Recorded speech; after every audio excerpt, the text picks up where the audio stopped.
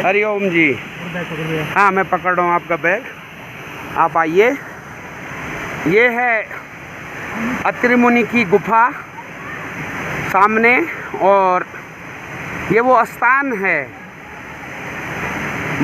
महादेवी अनसुया के मंदिर से आगे अत्रि मुनि आश्रम की ओर बढ़ते हुए मार्ग में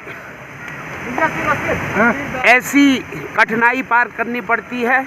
अगर यहाँ से नीचे देखें तो ये बिल्कुल ये चट्टान है, और इस ढंग से यहाँ पे भक्त लोग दर्शनार्थी इस ढंग से आते हैं। और ये स्थान एकदम 1-1.5 फुट चौड़ा है, और चलाते रहते तेरे किनारे की तरफ चलो, किनारे की तरफ।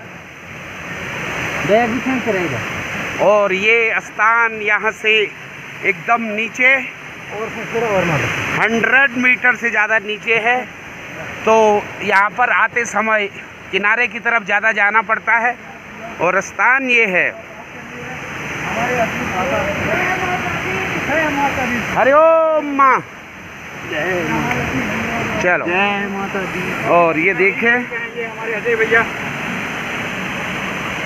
ये स्थान है, और यहाँ से रास्ता इस ढंग से है। इधर से जाके वो सामने झरने के अंदर से जाके हुए और इस ढंग से पार से नीचे उतरते हैं। और यहाँ पर अधिकतर लोग नीचे जाके, कुछ लोग ये यहाँ पर ये पहलवान लोग हैं जो बैठे हुए हैं डर के मारे, ये ऊपर नहीं आना चाहते हैं। ये है वो स्थान, यहाँ पर ऊपर तो चढ़ो वहाँ से। और ये नीचे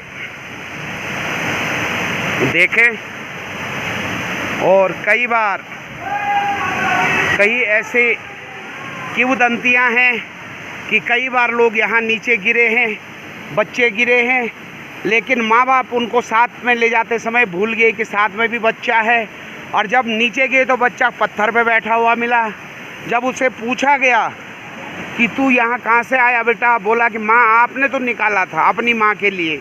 तो जब भी ऐसी कोई स्थिति आई है तो स्वयं उसी माँ के रूप में, अपनी माँ के रूप में तालाब से निकाला गया है और पत्थर पे बिठाया गया है।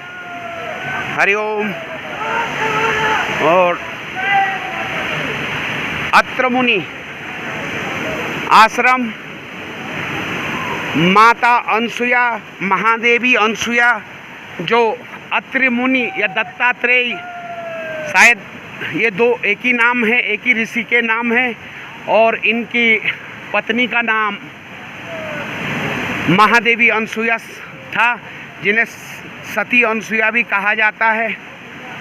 तो इतनी शक्तिशाली देवी थी ये महादेवी, यहीं से इनको उपाधि मिली है। इन्होंने ब्रह्मा विष्णु महेश, जो कि उनकी परीक्षा लेने आए थे, उनके सतीत्व की परीक्षा लेने आए थे, ऐसा कहा गया है।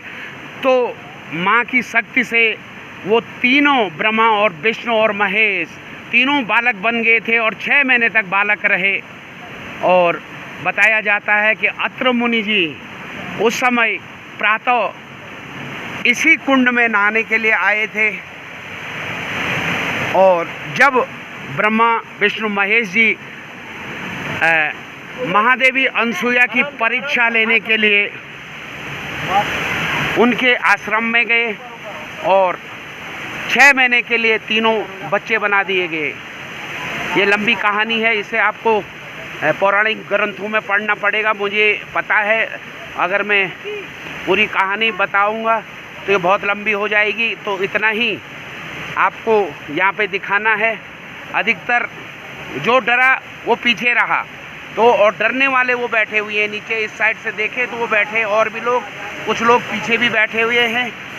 और बाद में मैं वहाँ से भी एक इसका पार्ट 2 बनाऊँगा।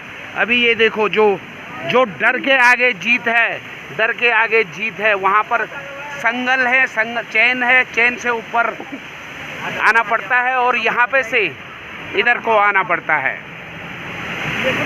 अच्छा अब ये बताओ, यहाँ कोई गुफा है आगे क्या? नहीं कोई यही नहीं नहीं, जो यही तो वो अत्र मुनि जी कहाँ रहते थे? यहाँ बैठे अच्छा, यहाँ पीछे है। चलो मैं यहाँ देखता हूँ। यहाँ पे बैठने का है ना। हाँ, अच्छा, ये दर्शक लोग बता रहे हैं कि अत्र मुनि जी इधर बगल पे बैठते थे, गुफा है। हाँ, ये है। यहाँ पर ये भक्त लोगों ने बहुत से रुपये चढ़ाए हुए हैं। और ये ऋषि, ये देखेंगे आप, ये अत्र मुनि जी हैं, इनकी मूर्ति बनाई गई है।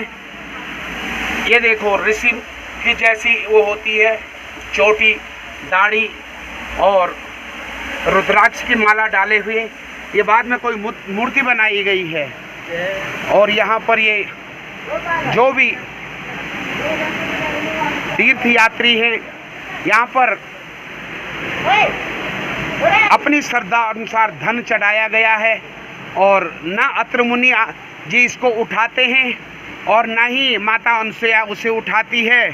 हाँ, श्रद्धा पे चला हुआ है। कुछ पीछे ब्राह्मण लोग रहते हैं, बाद में आके वो सारा जेब में डाल के ले जाते हैं। लेकिन तीर्थ यात्रियों ने दान दे दिया, वो किसी न किसी के काम आना चाहिए। हाँ, अगर धर्म की रक्षा के लिए ये काम आ जाए, ये धन, तो बहुत अच्छा है। ऐसा ना हो कि बाद में इसका कोई अध्यापक हुआ बोतल पी जाए और ये धन का दुरुपयोग हो जाए। और अब मैं आपको, ये इनकी मूर्ति है और यहाँ से अत्र मुनि जी ने ये यहाँ भी पैसे रखे हुए हैं। अत्र मुनि जी ने इस गुफा में रहकर किस ढंग से अपनी तपस्या पूरी की होगी। और इसी गुफा में उन्होंने, ये अब लोगों ने इसे दीवार दे दिया है, ये ऐसे चारों तरफ से। तो यही वो गुफा है जहाँ पर अत्र मुनि जी ने अपनी जीवन लीला समाप्त की थी। माता अनसुया के पति ऋषि अत्र मुनि। बाद में कोई, अभी आज में कोई किसी से सुन रहा था कि बाद में ब्रह्म भगवान अत्र मुनि जी को ही कहा जाता है। क्या सच्चाई होगी, ये तो मैंने अभी पहली बार सुना है। क्या इसके पीछे सच्चाई होगी? और अब मैं यहाँ से बाहर आ रहा हूँ। ये भक्तों ने यहाँ पर अत्र मुनि जी की समाधि के तौर पर ये बनाई है। और ये बड़ी गुफा है। ये गुफा के भीतर ये है वो गुफा अत्र मुनि जी की। और ये झरना, ये बालखिला नदी,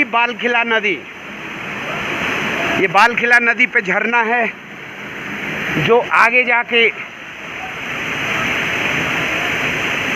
चमोली के थोड़ा आगे मैठाणा की तरफ को, पुरसाड़ी की तरफ को बालखिला अलकनंदा नदी में मिल जाती है। और अब मेरा ये वीडियो लंबा बन रहा है, इसे YouTube पर चढ़ाने में परेशानी होती है, कठिनाई आती है, इसलिए मैं अब इसको इतना ही संक्षेप में बना रहा हूँ। साथ में अपना थोड़ा चित्र दिखाऊंगा। हरि ओम नारायण, हरि ओम।